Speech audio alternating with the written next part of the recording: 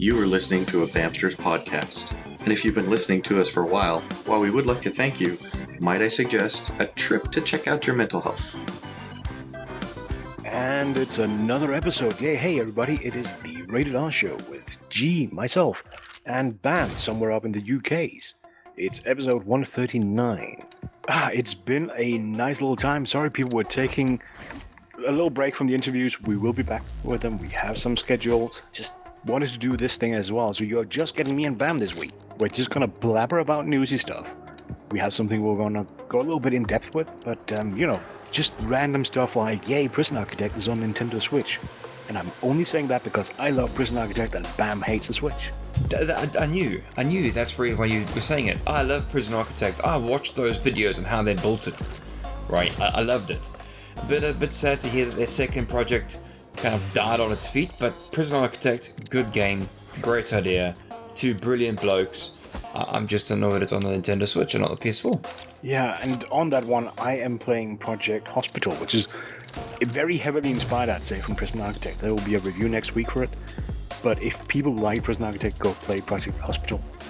If you want something a little bit more fun, go play 2 Point Hospital. Project Hospital is not funny, but it's good. Prison Architect, good game. Go play that. You can have a lot of fun with that game. It is a lot of fun trying to hold those inmates and keep them happy and keep them, happy and not go on a murderous rampage. It is a lot of fun. Yeah. Other small games, this bit just touching on them, I guess. I just saw Sunless Skies has a release date, January 31st. That's gonna be worth checking out. Particularly for you people up in the UKs, because this is just making fun of the UK to some degree. There's some references to the monarchy and stuff in there, and the empire that is no longer an empire. So yeah, January 31st, go murder a son. I didn't even know the game existed. It wasn't even on my radar, so thank you for telling me. I will go check it out. Anything you're looking forward to? Seriously, when I asked that question, seriously, I'm as I said before, I'm blinded by the hype trains on several games, particularly when it comes to Battlefield. I know it's having a bit of the weird release schedule. Okay, some platforms and some places have it already. Some people can play it now. Some reviews are out now. I know that. I'm not particularly keen on it because of what's happened, and we'll discuss that later on in the deep dive, in the deep thought. Yeah, chat later on. It's got nothing to do with the video game. Nothing to do with what the developers have said about the SWJs and that metal arm Terminator woman running around with a grand or whatever. Have nothing to do with that. Nothing to do with that. It's just financials and stuff. That's basically going to be it. But other than that, I've been blinded by the games that are coming out. The hype train has kind of deafened me. You can't really see anything apart from those games on the media at all. So we need to get more independent video game developers and publishers on this show to talk to them so that they can at least have a voice and talk about their games, G. Find them more, G. I can recommend just following the guy from Atomic Car Souffle, Frank. He keeps finding the weirdest games. It's awesome, but they're weird. Frank is one of them rare breeds. Honestly, he's one of them strange cats. You love him the minute you see him, but you've always got your eye on him because you don't know what he's going to do next. He's one of those crazy cats. Yeah, he's a nice fella. Oh no, he's a nice guy. Love him to bits. Only briefly spoke to him on an interview from Atomic. From there, I love the guy. I'd invite him over for Christmas. Yes, Frank, I'm inviting you over to England for Christmas, bro. I met him at Gamescom, and I do hope that I get to see him again. I have a theory that I'm going to see him in February, because we're attending the One-Up conference here in Belgium. Yay! G's going places. Proper journalisms. Yes. So, G, tell us about this. Nothing much. The Belgian game thingies, the industry is having One-Up conference, and then in the evening of that weekend, I think on the Friday night, there will be the Belgian Game Awards, and I need still to check whether my ticket actually allows me to go there. But then I have to be properly smart dressed and stuff. Are you going to be throwing bacon at people that won or lost, G? Perhaps. Who knows? They already asked that we provide a copy of all the footage we produce. Okay, right, so we need to get you a camera, son. But that's not the only thing, and I'm not the only one being all journalisty. First student. Don't know what you're talking about, G. Yep, Oh, lucky Bam you. is attending Normally I EGX, do isn't field he? work, but Keegan's told me you've got the spark like nobody's business. Yes. So Boys and girls, taking you news under for my the wing. Bamsters crew. Myself and G have got press passes to attend EGX Res in London of 2019s. So we'll have to keep you guys posted on that. That's a bit of recent news that we've managed to get, and we're going to be attending and having a lot of fun talking to game developers. So get your bookings in, guys, because we want to talk to you. I guess this actually works as our announcement. We said it all on the Discord, and there'll be more about it going forward. But yeah, we will be attending EGX West, and we will be looking forward to talking to all the game developers. All of them. Oh yes, all of them, every single one, yes. And there many bacon sandwiches and many giggles are going to be had, because last Winter Games Conference or Raised or whatever it was a lot of fun. Had a lot of fun. So, should we get to the newsy bits? Yeah, let's get to the proper news. Come on then, G. The proper industry news here. Yeah, the proper industry news. Yeah. Okay, well, let's start out with one of those that had me a little bit perplexed. Fallout 76. There's a lot to be said. We just released our reactions to the beta. Okay. Yes. Yeah. But the one that I just stumbled over, the game installed on the PS4 is 45 gigabyte. Yes. 5.04. Yep. There's a patch for it, day 0, that is 54.6 gigabyte. Wait, what? So you're telling me there's a patch that's bigger than the actual game being put into it? Yeah, but the thing is, it doesn't replace it. Well, it replaces some things, but once you have that patch in, it's something like 96 gigabyte. So whatever you get on the disk, you get the disk, install it, it insists on installing on the hard drive. That's only half the game. The other half gets downloaded. So they can't even fit the game on a Blu-ray disc anymore? Looks like it. Okay, Right. Interesting. These day one patches are starting to get to me a little bit, G. I'll tell you right now. What happened to just buying the game on a disc and playing it? In this case, I think, one thing is the size. But here it's okay that there is a day one patch because they can fix things. It's an online only game. But games that have either strong single player content or that are just single player, those having huge downloads day 1, day 0, they scare me a bit because that means there will be people buying the game on it with no internet or limited internet access and playing it and getting all the bugs. Well, my question is, right, when you download patches and whatever have you, surely it's to repair broken code and, change a few bits and pieces and whatever have you. Isn't there like an opportunity for people? I know people have been rumoring about some fatal flaws within the game and hacking and all that nonsense. Can you even hack the game? Is that even the right term to use? I think the word hacking is now just a catch-all for anything to do with cyber sort of tomfoolery. Ooh, this is where I should go old school on you and explain the difference between hacking and cracking. Well, hacking is when you do malicious do things, right? And cracking is when you just do it for the kick.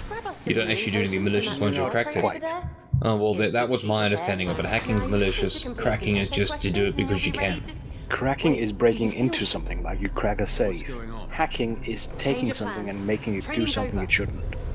Okay, that's a new terminology for me. Yay! Why, you heard about life hacks, taking stuff and using them to do something they're not meant to do. Yeah, but life hacks are bullshit. I mean, sorry. I'm sorry, apologies YouTube, please don't tell me that. They're bovine fecal matter, that's what it is. Life hacks are bovine fecal matter. Honestly, who needs a life hack? No one. Go away. Yeah, but that's where we have the hack, is taking stuff and do something new with it. And in this case, some of the stuff we heard about is apparently you can change the local files on your computer and the server doesn't double check it, the game doesn't double check it. So there's some risks there that people could turn all the nice, I'm about to say all the green leaves, they're not so green in that game, but turn walls transparent. Right? You just change the texture to something transparent. Done. If the game doesn't check this, then you have issues.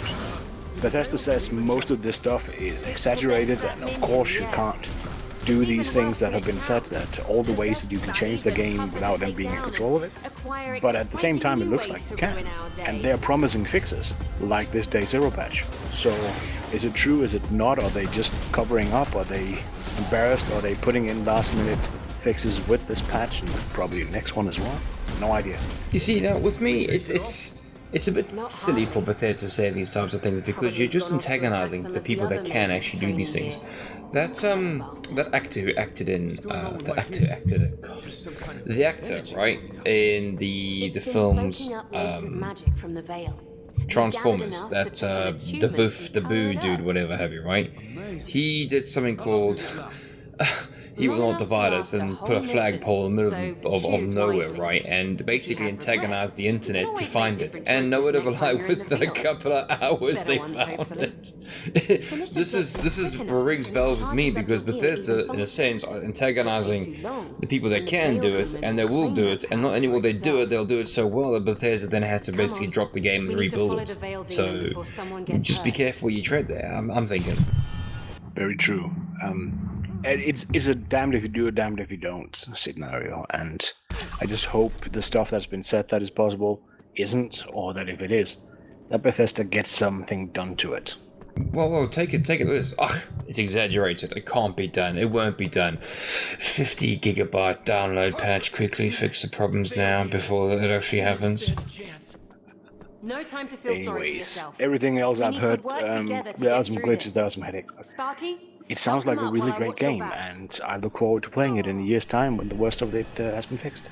Well, I agree there. Don't buy a Bethesda game on day release because it's going to be full of bugs, hit glitches, and niggles. So buy a year or two later when its price quite literally dropped by a quarter, or 3/4 rather, and you can pick it up for next to nothing and still have the same great gaming experience. Also, go and check out Calico's reactions to it. Oh, yes. Calico did a reaction to the beta. Go and see it. It's actually quite intriguing. A bit long-winded, but intriguing nonetheless. So, other news.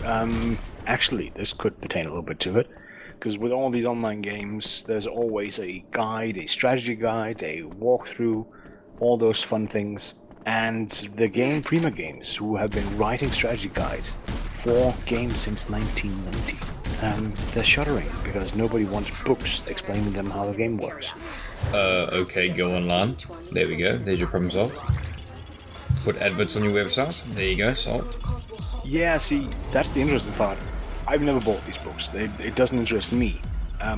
But I understand that people want them. I understand the allure of having, the official guide for the game that you're really proud of and really into. I like Mass Effect. I have literal Mass Effect books, not guides, but there's a story book too. I have that for a few other games.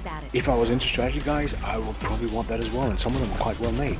So for people who are into this, that means there's something that's going away. There will be fewer official guides, etc., in print form, in physical form, for these games.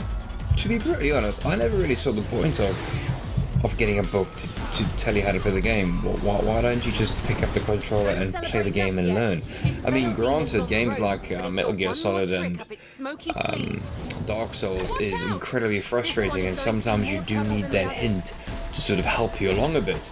And then the game is just even more engaging because you finally cracked it, and that euphorics you get from that little bit of endorphins you get from the brain, whatever have you, makes you want to play the game further. But I honestly, I've never really had the need or want to go ahead and buy a strategy guide or a book about the video game. I mean, why buy a book about a game when you could just buy the game and play it? Is that just me being too sort of, I don't know, pragmatic about it? Since I'm a little bit, as I said, in the same realm with these, particularly with the strategy guides, I remember getting out proper maps of the Caribbean back when we were playing Sid Meier's Pirates. Well, it was just called Pirates back then. And having that out just for the hell of it while I'm playing, I can see the value in some of these printed materials. Even if I don't particularly get them myself, I don't buy them myself, I can see why you would have them. I mean, they can tell you things that you just do not find. They can, some of the lore, some of the obscurities in the game, some of the little corners that you don't necessarily get into first, second, or third playthrough. These little things that are hidden, they can be in there. So I can definitely see it. Also, again, a lot of them have more than just how to play the game. They have stories around the game. They have laws that are not in the game but is added to it by them. So, yeah, I could definitely be for it. We don't get anything, even when we buy the physical games. We don't get maps anymore. I have one of the Witcher games I got a map with. I was impressed, but that's the only one I've seen in ages that have any kind of physical content. Oh, you know what? I think I've got a map from the Witcher game I got. I haven't even unfolded it. I think it's still inside the box. Yeah, so depending on what you put into them, I can definitely see a value. If it's just click here, do that, here's the solution to the puzzle, boring. But when they add all the little flourishes around it, yeah, it becomes interesting and it becomes something you can put on your shelf. As I said, I have Mass Effect, several copies. I have Dragon Age, several copies. I really love the world of Resistance Fall of Man. I also have regular books for that. So yeah, I would have strategy guides on a shelf if there were any that had caught my interest. Well, you see, within now I'm using Witcher, right, as my good God, what's it, my straw man here, right? Okay, Witcher, right? You can get the map with it, you can get books about it, whatever. But within that game, there is so much lore and so many virtual books that you can pick up and read. Similar with regards to Skyrim and Fallout and games like that, right? But then you go to the other extreme, go with what Bungie did, right? And all the lore, all the bits that made the game fascinating and interesting was on a completely separate system. Now I'm talking about PC versus console here particularly, because when you played on the PlayStation or Xbox, you had to then go to your PC and then read about the lore and then engage with that through the lore, but you couldn't engage with the lore through the actual console, which frustrated me a lot. Because I felt like I was missing something at the game. A whole segment had been plucked up and thrown somewhere else. All because they wanted you to use their Bungie website. Which I thought, was wrong. I thought. It was like, no, hang on. Why can't I create a clan within the game? The whole thing was a bit broken and messed up. Again, this is going to go into the deep dive later on in the chat, boys and girls. So stick around for that. It's going to be rather interesting. Well, allow me just, before we move on, this is just from way back when. SSI, Strategic Simulation Incorporated, made the Gold Box series, made a lot of Dungeons & Dragons series games. They made a lot of other things as well. But with the Gold Box, you got a booklet, and the game would just say, the characters say blah blah blah, go to page this, point this, there's the rest of this conversation, and you would grab the booklet and just start reading to get it. Somewhere where you could actually have the book tell you stuff, a physical book, that you could choose not to read it, you could just play the game, or the game could reference the book and say, oh yeah, this is going on there, and you can grab the book and read it, or you can play it with your planes. That I could be into, having a physical book. Don't send me to a computer to play, well, to read about the game I'm playing, but a booklet or something, yeah, that could be. Now, anyway. I think Disney, good God, I think Destiny did sell a book, but it had nothing to do with what you're referencing. It had a lot of lore in it, and I know it was like something like £30, I think, at launch. I can't remember, and it just didn't seem like a viable sell at all to me. So I didn't bother buying it. I wanted to bring it up because I think it's a shame this is going away, but I understand why. And somebody said somewhere, this has been killed off by GameFAQs, by IGN, by Wikia. You name it, all the online resource, because that's where people go. It's the easy solution. Would you much rather take 20 minutes out of your time to go to a bookstore to purchase the game, and i.e. the book rather than spend like $20, not to mention the bus fare, taxi fare, fuel, effort, time, whatever have to get there, or you must go on your phone, a clickety-click, a few seconds, you've got the relevant information you're looking for. I'd do the phone as well. I mean, it's a pity these strategy guys are going, I agree. But I also understand why. So for the people who are into them, it's going away, and that's sad. Let's take something a little bit more cheerful, shall we? You mean that wasn't cheerful? No, let's talk about Germany. That's always happy.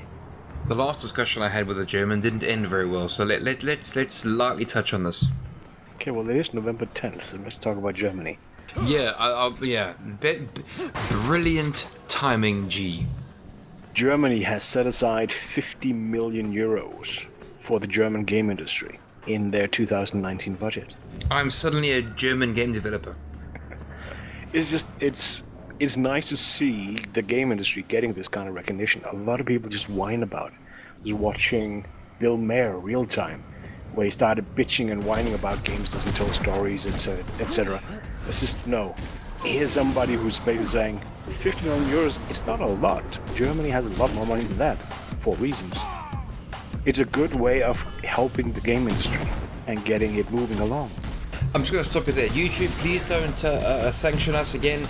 G didn't say that. What he said, what he meant to say was that gentleman was a mewling quim. So there we go. That's what G meant to say. Not the other word, beginning with a B and ends with itching. Right? It just that guy was a mewling quim. That's what G was trying to say. See, I'm trying to circumvent YouTube's stupid algorithms. With the minute you utter colourful language, it just locks you down. Like the Iron Curtain, bang! So if you use colourful languages with a bit of a slight comical twist, it works. I think mewling quim is a great word for that. Okay, well, since I can barely speak English, then I assume that it cannot understand what I'm saying. That's my attempt at actually sounding Danish. That did not. That didn't go well, G. Yeah. You sounded kind of. I don't know. You sounded kind of like you just come out of a pub and you're a bit hammered. But then I think that's what Danes do. So I think you're okay there, actually. Yeah. No, it's the worst dialect I know is people from Copenhagen trying to speak English. That sounds horrible. Well, don't worry. I try to speak Scottish. It comes out full pirate, so it's okay. So, just to go on these guys, it will be, it's the Federal Ministry of Transport and Digital Infrastructure. So the same guys who says, the rules for driving lorries on the Autobahn will also be managing money for the game industry. You know why it makes sense? And I'm going to tie this together very nicely, right? The Ministry of Transport deals with highways, right? So this is how straightforward and logical the German governments are. Since the Ministry of Transport deals with highways, they should be dealing with the internet superhighway. Ta-da! But that is it. They see the whole thing as infrastructure, whether it's physical or digital. It's infrastructure. Yeah, but infrastructure of roads is like bridges and foundations and drainage, and you don't necessarily have a bridge in an internet information superhighway, do you? You do, and you also have drainage that's called Reddit. Oh, okay. Well, there we go. Right, happy. Right, I'm with you now. But the statement that came out, it's an engine for the creative industry, both economically and artistically. Yeah, German artistic engines. Yeah, let's try and help them along. They don't do very well in general. Well, I was gonna say German autism. Is that even a word? Artistic flair, not so much. Square and grey, beautiful. Engines, bang on, right on the money. Some of the best engines have come from that country. They'll be playing catch up to UK, to France, to Canada. It's those countries they've been pouring money into it. Go to Vancouver, there's a F ton of developers. There's a few places in France where there's an F ton of them as well. Bam says I'm not allowed to use colorful language, so I hope that one works. Just use a fornicating ton. What YouTube can't hammer you for saying fornicating, surely? And everyone knows what you mean. Go to London, go to Spa, Leamington Spa particularly. There are so many developers clustered around UK because the government actually at one point decided to help.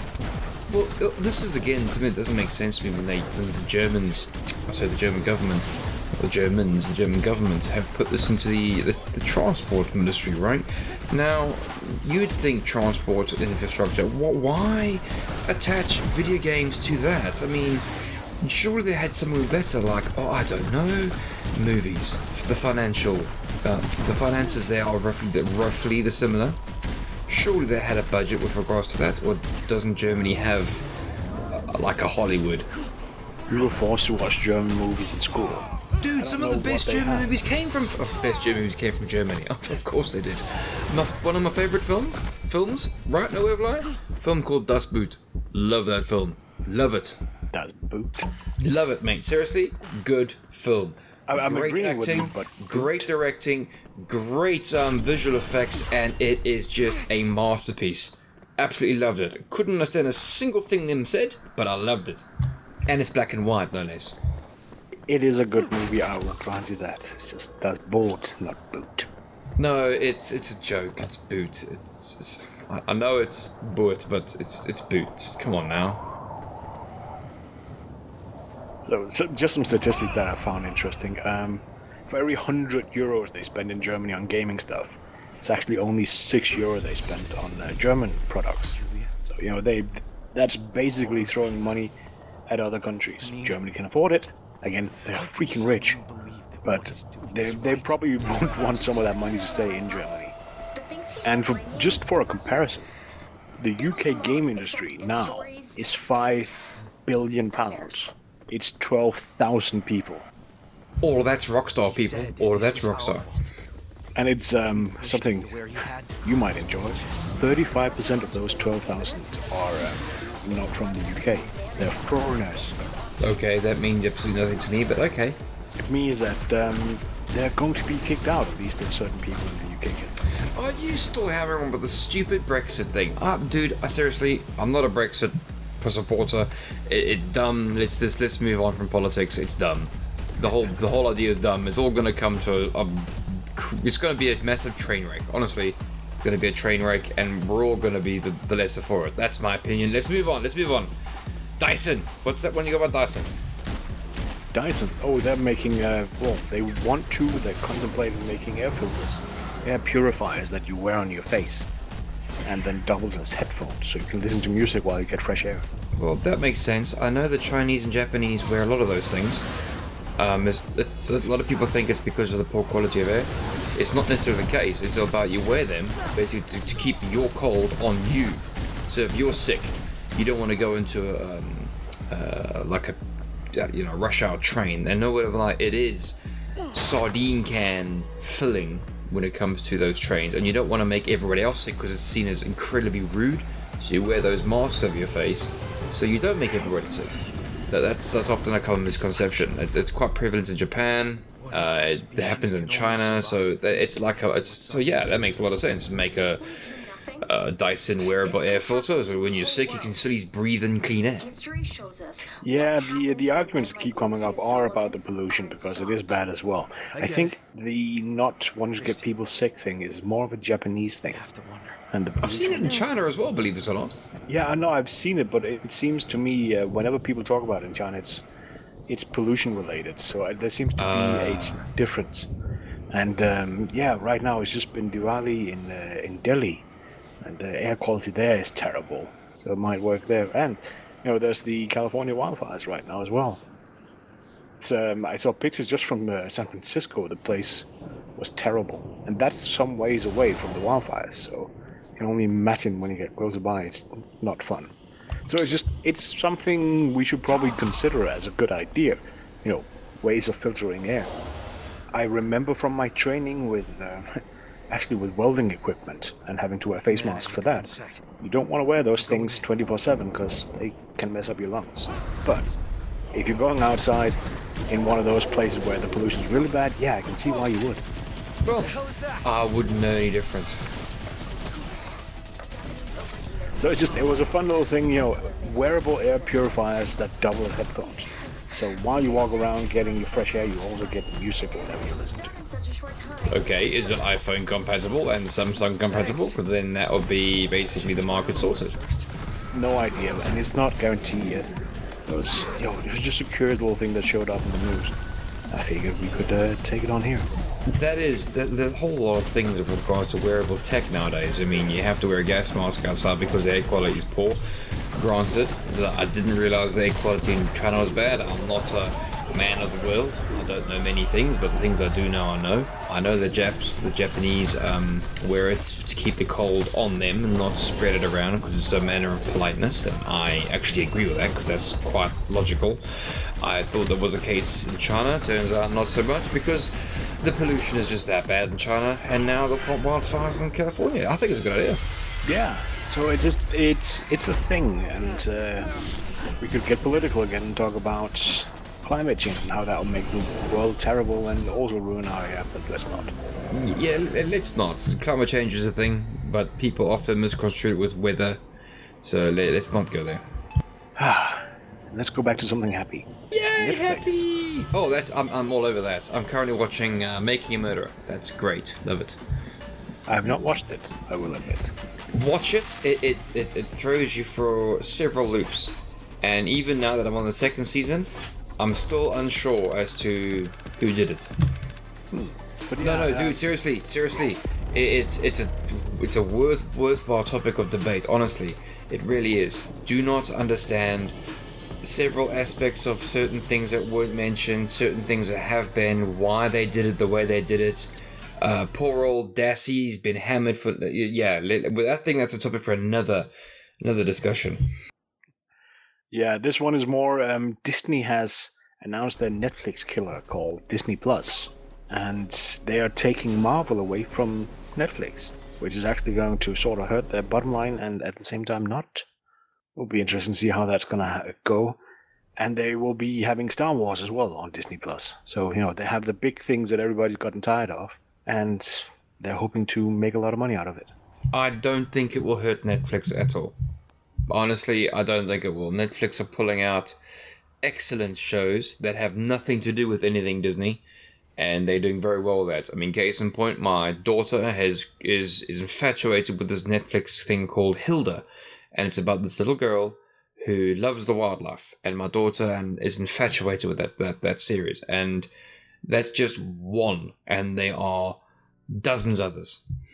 Yeah, I don't think it's going to be that big a headache because Marvel have the issue that people don't pay to watch things. They pay once every month and then they can watch however much they want, which means making all these expensive, and they're becoming expensive, even the Marvel content, making those series the second, the third, the fourth season does not bring as many viewers as the first one did, and therefore it's less interesting for them. So now that they've gotten all the viewers from having those, Daredevil, Defenders. Good show. Yeah. Even Iron Fist probably brought somebody who ran away immediately again. Losing them to Disney late next year is probably not going to hurt them as much as it seems like it should, simply because they've already gotten their viewers. Correct. As long as they can make something new that can hold those viewers, they're golden, and they have enough content to do that already. Totally agree. I believe Netflix have already started winding down the advertising for the Marvel content, believe it or not. You actually have to go into the search, whereas before they'd actually physically advertise it. You never know, they might start bringing out actual proper DC content now that have nothing to do with the Ben Affleck debacle with regards to Batman and Superman. And they might actually sort of embrace the Joker that was, and the Batman that was, Dark Knight and Dark Knight Rises sort of thing, because I really think that is a great dynamic to play off with regards to Batman and the Joker. Yeah, but I also think, so there's the Marvel Cinematic Universe, with everything, Guardians of the Galaxies and what have you, and there's also Agents of S.H.I.E.L.D., and as a Daredevil, Iron Fist, Luke Cage, Jessica Jones, Runaways, what's that other one? Cloak and Dagger. Black Lightning, that's a good one. Yeah, Cloak and Dagger I really liked. Runaways was, it wasn't bad, it was just not for me, let's put it that way. I think my daughter would like it more than I would. On the DC side, there's also several shows. There is a fatigue setting in for comic book related TV shows, and they have to be new and different, which is what Runaways and Cloak and Dagger did. They went different ways. They told different stories. I like that. So they're keeping it fresh. If Marvel doesn't come up, Disney Marvel doesn't come up with something new, taking those series or that universe and just moving it over, it's going to be boring. And it's going to be the same with Star Wars, because if I don't watch Star Wars, I have Star Wars fatigue. I can only imagine what the fans are feeling. Well, you say that, and I know you hammer Star Wars because Star Wars is rock and roll and Star Trek is classic, all that nonsense, right? I understand that. But look at what's happened. You can have your. I like Star Trek and Star Wars, son. I'm a fan of both franchises. My favorite captain's Janeway. Captain Janeway. My Captain Janeway. Deep Space Nine was great after, say, the third season. Star Trek Generations is ones I grew up with when I was a kiddie. Kirk, leave you alone, son. You can sit over there in your chair, face the corner, because Picard's better than you, but Janeway's better than Picard because reasons. and only reasons. And Cisco is better than Don't go Cisco. Leave Cisco alone. He's my man. I'd have Cisco and Janeway together. No word of a lie, and they would run the entire the entire fleet, and they'd win everything. They really would. Anyway, we get in Star Trek. What I'm trying to get at is Star Trek Discovery. Is ultimately what I'm trying to point at. Star Trek Discovery with the whole Picard thing coming back, right? You know, case in point, Netflix are going to do so well with that. Even if the series flops, Netflix is still going to do well with that. Oh, yes, and we should probably, for any Americans listen to this, CBS, All Access, Discovery, the Picard series, the 2 or 3 other ones they're talking about as well. All that, for now, is on Netflix when you're outside of the US, hence yes, the context. It's just, I will guarantee, Discovery works because there hasn't been Star Trek content for 15 years. I don't think, with all the Star Wars content that's been put out recently, and now they're threatening more of it, I don't see how this is not going to tire out at least some people. Fanatic fans will be loving it, sure. Well, they'll be hating it because that's what fanatical fans do. But the regular fans, yeah, they'll be loving it until a certain point. They're talking about a prequel series. They're talking about more Clone Wars. I don't know if it will be sustainable long term. This cannot be it.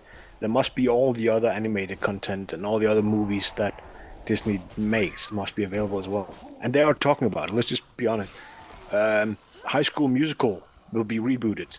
There'll be a new animated series based on Monsters, Inc. There'll be an Anna Kendrick movie. I like Anna Kendrick. One that has me a little bit confused. There'll be a movie starring William Dafoe. Not Willem Dafoe, but William. I'm hoping that's just a typo. Okay, what you just said there made absolutely no sense. I agree with what you say with regards to comic book fatigue, with regards to Marvel and DC. I think everybody wants to have a good DC film that actually makes sense for once. That almost happened with the... God, what was that film called? See, it's so unmemorable because it was just hammered because it was almost too violent. What was it called again, G? Misfits or something? One that had... God, see... There was Wonder Woman did just fine. No, that was okay. All right, that okay. I have to backtrack there. Wonder Woman was okay. I actually forgot about Wonder Woman. The idea that the guy flew on an airplane was a bit strange to me. Suicide Squad? That's it, Suicide Squad. Yes. They might be rebooting that one. They need to, and they need to make it they need to make it violent, and I mean, not gory sort of violent that it would put the latest Rambo film wouldn't put that Rambo film to shame, sort of thing. But they need to make a film where it's conceivable and relatable violence. And that's what gets, a lot of people. It's relatable and it's conceivable, and it's not some far-flung thing about some dude driving a chrome freaking Lambo. I mean, come on, like, seriously. Yeah, it's just at this point, I think everything comic book, there will be the Infinity Wars. We should probably leave this one to TJ and Drac, but yeah, Infinity Wars, when that wrap up, I think there's going to be a reckoning. I think there's going to be a point where we just have to say, okay, enough with it. Now let's get something else. Well, believe it or not, I don't know as much as TJ. TJ is the comic book whiz kid. He knows and knows and breathes and lives this stuff, right? So we will defer to his knowledge on this. So let's just drop this topic, because then we could talk about this stuff for hours. Definitely. I need to point out, there will be a TV series, something series, whether it's animated or live action, I don't know, but based on Loki, the Tom Hiddleston character, and might actually be played by Tom Hiddleston. So that's a little bit interesting, purely because I like him. But let's see how all this goes. All the other content, it seems like it will be okay, but it's yet another thing you have to subscribe to, and it will probably be semi-expensive because it's Disney. Next to, for people who have it, the Hulu, what's the other one? HBO, Netflix as we named, Amazon Prime, yeah, and in my case, Viasat and a few others as well. There's too many of them. It's getting to be too much. Loki is a Greek tragedy wrapped into a Shakespearean tragedy. He's just... he goes about it the wrong way. He just... You can't help but pity him, and he goes about his endeavors the wrong way. and then ultimately ends up the way he ends up, which is crushingly sad. So it'll be interesting to see that series, actually, to be honest. Yeah. So, Bam, should we take a small break and then get back for the main topic? Yes, let's go and let's tell you what. When we go for a break, can we then just lift Drax's chair all the way to the top and unscrew the bolt to the back so that when he sits down, he falls off? Can we do that? Sure, but he's soft. He's gonna land soft. Well, that's fine. You get the screwdriver, I'll get the spanners. Okay, people, we'll be right back. That was about 40 minutes long, you know that? Yeah, that bits you can edit down here and there. Yeah, and that'll give me about 35 minutes, I reckon. So yeah, whenever you're ready. We don't need to stop and start recording, do we? No, just keep it one long, sexy one. Awesomeness. So, in your own time. Okay, welcome back, guys. We have managed to sabotage Drax's chair. We know it's Drax's chair because he wrote on it in permanent marker Drax's chair because of the grit incident of 2015. So we won't go there. It happened with tea and spillage and appendages. So we'll leave it there, right? We'll leave it there.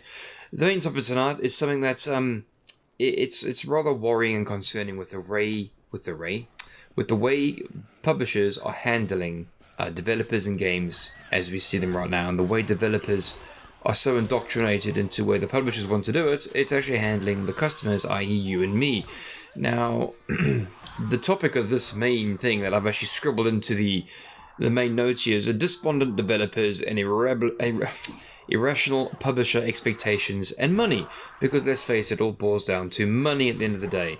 Publishers want to make more money because of the investors, and the investors want all the money, not some of the money, all of the money. Case in point, I think it was, don't quote me on this, but I believe it was Black Ops 4, they made something like 500 million, right? 500 million. I'm going to say it again. 500 million. Guess what, boys and girls? Was not enough. Which investor... Oh wait, all investors are greedy. But if you invested $2 and got $4 back, that's 100% investment. I'm sure you'd be happy with that. A 500 million isn't enough? Come on now. Seriously. You know, I mean, come on. The way it's happening now is that I honestly reckon that the video game crash of 1983 is going to happen. It's going to happen. The video game crash of 2023. It's going to happen. It really is. The way the video game community, you, me, the tree next door, right, are being dealt with by video game developers and publishers. You know, the video game developers are basically calling us old heathens, essentially, and the publishers want all our money. So not only are we getting kicked in the gut, we're also getting robbed as well. So, you know, it's frustrating. I mean, look what's happened with regards to the Battlefield 5 debacle. EA ruined it for everybody else. They really did. You know, the new monetization model of loot box gambling, and it is gambling. I mean, let's not beat around the bush here. It is gambling. You know, you pay your money, you press a button, and then you randomly get a special prize that never really happens. Denmark, Belgium, one of those weird, strange European countries is putting up to gambling. And to be honest, I agree with them. This time, I don't agree with many things Belgium does, or whichever country it is, but it's right. It's the right thing to do. You know, so they've, instead of now, keeping loot boxes on a sane level where they take a little bit of the money, not all your money, right? They've now ruined it for everybody else. Now they've got to find new ways of marketing. And the new way of marketing is now always online live or gaming live or whatever they want to call it.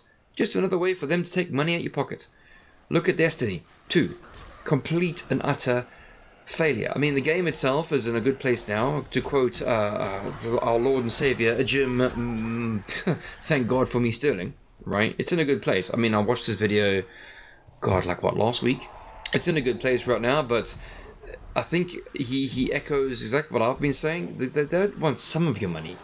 You know, gone are the days where you just buy the game and play the game on an actual disc. I mean, look what's happening with Bethesda, a 50 gigabyte patch. Really? That's as big as the bloody game itself. And if you buy the game on the disc, the game's going to be flawed from day one. Ta-da!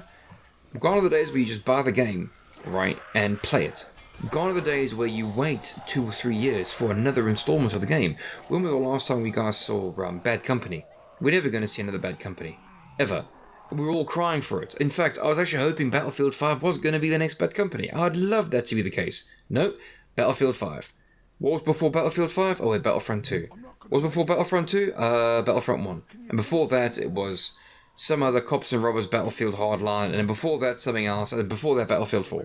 You know, there's no development in these games anymore, from what I believe. I believe it's just, honestly, it's just reskin after reskin after reskin, and it's just basically a pretty color palette slapped over some pretty modifications. They've put extra bells and whistles on their engines, such as what Bethesda done to their Fallout 76, which is just a reskin of Fallout 4, which is just a reskin of Skyrim. I mean, shit, Fallout 4 has just come out, and now they're running another Fallout. I mean, come on, guys, seriously.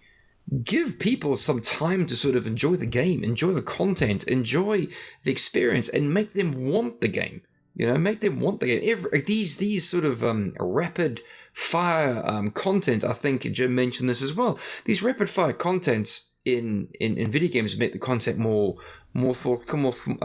faster development and more forthcoming. It is just silly. It's oversaturating the market. It really is. Particularly when it comes to the greedy EA, greedy Activision Blizzard. You know, it really is. And Ubisoft is no better. Don't get me wrong. Ubisoft is just as diabolical as most of them, right? I don't think there's been a single publisher out there that hasn't done something to, one, piss the fans off, two, completely wreck the trust and the faith that the fans have in the game company, and then somehow manage to diddle us all out of all the monies. I mean, come on, guys. Tell me I'm wrong. Please, point out to me where I'm wrong in this. G, you're here. You listen to me rant about video games and the state of the video game community and stuff like that. Come on now, G. What do you have? Put some sense into my ramblings. Oh, wow. I would need pen and paper. I should definitely have brought that just to... You should have brought pen and paper, legible pen, yeah, all the whole things, mate. Okay, so a developer who doesn't F you over. Digital Extreme. Hands down. Warframe. They are quite fair, in my opinion, with how they do microtransactions, DLCs, etc. Everything's free, except for their premium currency and their premium content. And that's just visuals. So people buy stuff for Warframe purely to support the game. They don't buy because they want it and need it. That was, for me, the same approach I took with the Dust back in the day. I bought DLC content because I liked the game. I played it. It was to support them, not to give me something fancy. But you're right. EA has a terrible record on this. Ubisoft has messed up a few times. Activision has messed up a few times. So things are not necessarily looking good. I like where you headed with the idea that we're heading for a crash. Right now, last year was 7,500 games released. I was checking at one point, there were 20 titles that we had to track every day. 20 every day. So we have all the big titles, we have all the small titles. Sorry. That's too much. You cannot survive in that deluge, which is why the big ones have to put out games constantly. Your point on Fallout being just another reskin, not quite. There's too much work gone into it. And Fallout 4 was, 4 years ago now? 3-4 years? So it was time for it. And Fallout 5 will come in a couple of years. It'll be, that cadence is okay. But I don't know, is there really... Okay, with Battlefield, Battlefront, there's a new one every year. Call of Duty was interesting. Yeah, you're right, Black Ops 500 million first week. Part of the headache there was that the year before, was it last year or the year before again? They did 550. They're actually down 10%. So I understand why investors would grumble at that. They expected the same performance as last time. So there are a lot of small things in this that are worth pointing out that, yeah, some mess up, and yeah, there's oversaturation, and yeah, we're probably, I'm going to say not headed for a crash, but we're going in the direction that caused the 83 crash. Back then, there were too many platforms, and there were too many games. It sounds weird, but there was a much smaller market back then. Now, people are again wanting to have their own platforms. Google is making something, there's all the mobile phones, there's Atari's coming back, there's all the classics. There's now PS1 Classic and what have you. I don't know if there's too many of them, because the market is that much bigger than it has ever been. So I don't see we're heading in that direction, but I can see why the signs look the same as they did back then. I can see why there's concerns about the greed and about how they're milking it. That's the problem I've got, right? I reckon everybody wants a piece of the pie, and if everyone takes that bite of the pie, there's going to be nothing left. And then all of a sudden at 2023, crash burn, no more video games. And I tell you what, this medium, no word of a lie, is something I enjoy, and for it to go down and in a a flaming hot trash fire mess that it's currently in, it's a bit disturbing. So I think one of the things that have happened, particularly this year, particularly the last couple of months, there's been a spotlight yet again on crunch and on things like what happened at Telltale, what happened at Rockstar. Oh yeah. Yeah, I think one of the effects of that is gamers who are paying attention have a chance to be a little bit more ethical. Gamers who don't will just, and they're the majority, let's be honest. It isn't that they don't want to, it's just that it's not on their radar. They'll not have a basis to go around those games, and particularly those companies. So they will still do what they're doing, but we can move it in a different direction, and we will, because at the same time, the game developers are learning that crunch is bad. The companies are learning that crunch is bad, and that abusive behavior on all levels is bad. So a lot of what we're seeing is being moderated right now. It's being altered by the industry itself, by the people working there, by the management teams. We're seeing, literally Digital Extreme, let me bring them up again. They came out, was it yesterday, and said they would rather delay their game than have crunch. They would rather delay what they're doing than have an abusive behavior. That's good. Other companies have been coming out and saying the same. And as that is moving forward, as we're moving away from Rockstars, look at us, we're awesome because we work 100 hours a week. A lot of the headaches that could cause a crash goes away as well. Yes, there's still the financial greed, but that will always be there. I just think most of the mechanisms that could cause an implosion in the industry are, they're going away. Well, I like that you've got the glass half full. Right now, I'm glass half empty, all right? Because, I don't know, the publishers have drank my half. Your half is there because, you put the half in the glass. That's the way I can really describe it. I'm just concerned. And granted, I wasn't around for the 83 crash. I was not yet on this earth. But some of the signs are worryingly similar. Oversaturation, greed.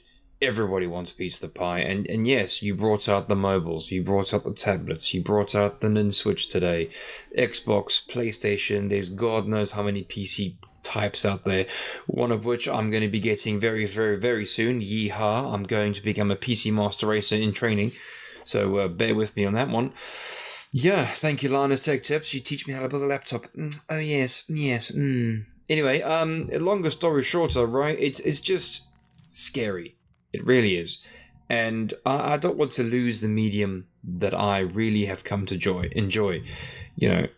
Playing my first-person shooters, playing my video games, running around and then feeling empowered because the game has allowed me to feel that way, which is great. It really is. And for someone's greed, sitting up in his big chrome concrete freaking glass tower, annoys me because he wanted an extra freaking $1 out of my wallet. It really does annoy me.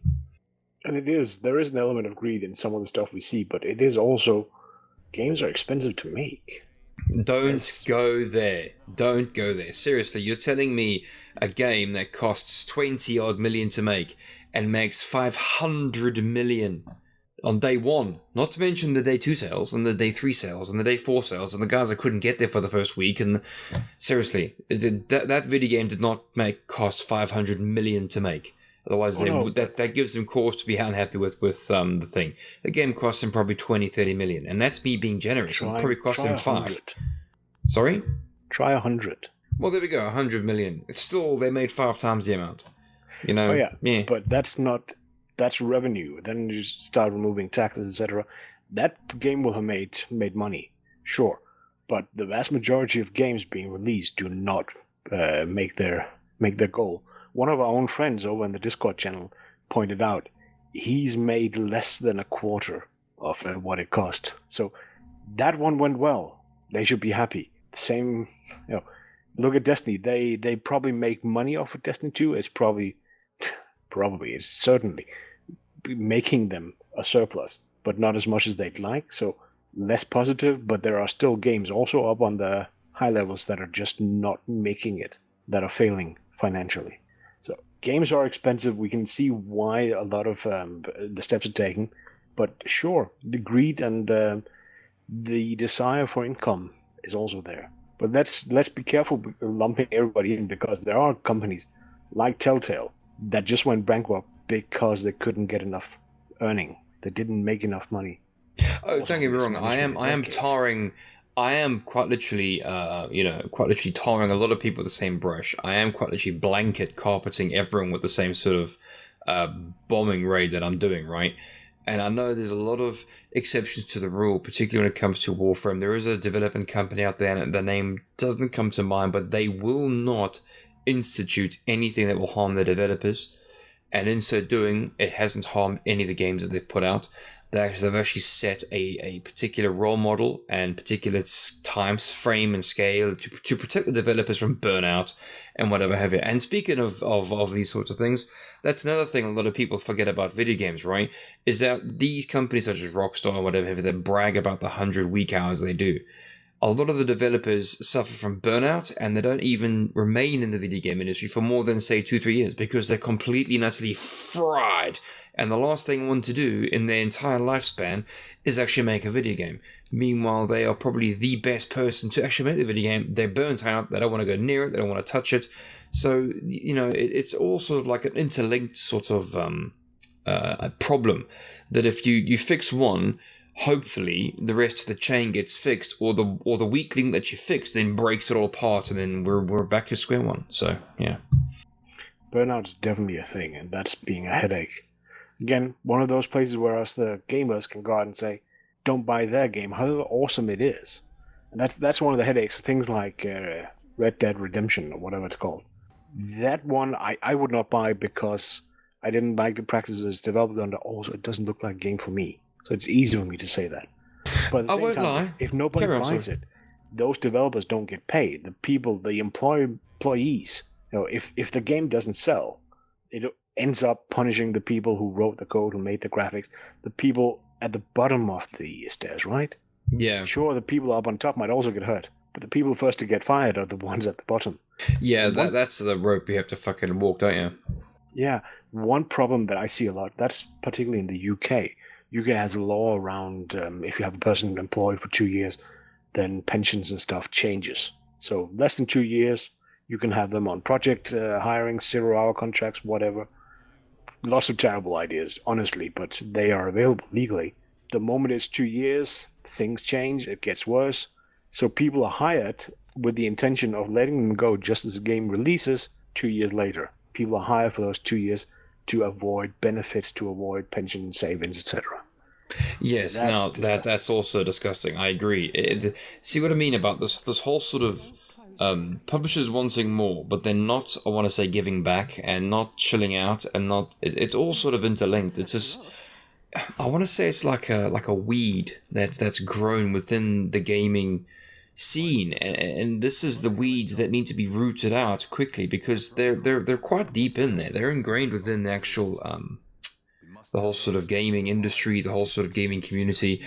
I mean, I was very surprised to see Rockstar come out and brag about 100 hours. I mean, Jesus, honestly, if you're pushing people 100 hours to do, or crunch time, I mean, hell, surely there's something called piss poor planning prevents piss poor performance. I mean, urinating planning prevents poor urinating performance, all that sort of stuff. I've forgotten about dodging YouTube's things right now. It's just frustrating. It really is. It really is. And seeing how some people are treated, is just. I mean, for me to say that, and I'm not even in the industry. I'm just an observer. For an observer outside looking in to see just the glimpses of it. Surely it's more ingrained and more severe for the poor guys on the inside. Yeah. I hope when we hear about stories like we mentioned earlier, the German 50 million lorry money going to the game industry.